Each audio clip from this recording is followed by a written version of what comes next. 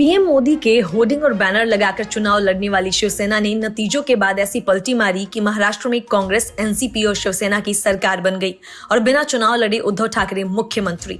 इतना ही नहीं, शिवसेना ने लगे हाथ बीजेपी पर धोखा देने तक का आरोप लगा दिया।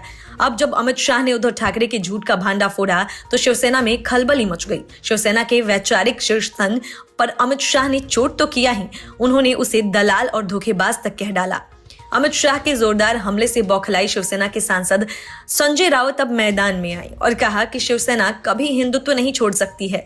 संजय राउत ने दावा किया कि यह भाजपा थी जिसने 2014 में सत्ता में बड़ी हिस्सेदारी के लिए शिवसेना को छोड़ दिया। शिवसेना के प्रवक्ता ने यह भी कहा कि उनकी पार्टी हिंदुत्व को कभी नहीं छोड़ेगी। रहा सवाल ये कि अगर शिवसेना ने हिंदुत्व को नहीं छोड़ा या उससे सत्ता की खातिर समझौता नहीं किए तो फिर उनकी सरकार के सहयोगी राहुल गांधी पूरे देश में घूमकर हिंदू और हिंदुत्व पर जो ज्ञान बांट रहे हैं उसको लेकर उद्धव ठाकरे की पार्टी खामोश क्यों है।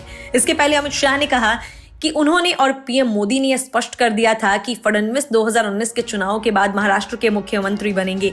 ठाकरे और शिवसेना पर निशाना साधते हुए अमित शाह ने कहा था कि चूंकि आप मुख्यमंत्री बनना चाहते थे इसीलिए आपने भाजपा को धोखा दिया और सत्ता के लिए हिंदुत्व से समझौता करके मुख्यमंत्री बने। गृह मंत्री अमित शाह ने कहा कि शिवसेना सत्ता की भूखी थी। उन्होंने ठाकरे और शिवसेना पर निशाना साधते हुए ये भी कहा कि क्योंकि आपको मुख्यमंत्री बनना था इसीलिए आपने बीजेपी को धोखा दिया और सत्ता के लिए हिंदुत्व से समझौता कर मुख्यमंत्री बन गए। अमित शाह के इन्हीं आरोपों पर प्रतिक्रिया करते हुए राउत ने कहा कि उनकी बातें वास्तविकता से काफी दूर हैं। हम इसमें सच्चाई का पता लगाने की कोशिश कर रहे हैं। हमसे हमारी सरकार और हमारे हिंदुत्व पर सवाल करके वे देश को गुमराह कर रहे हैं, लेकिन लोग उन पर विश्वास करने को तैयार नहीं हैं।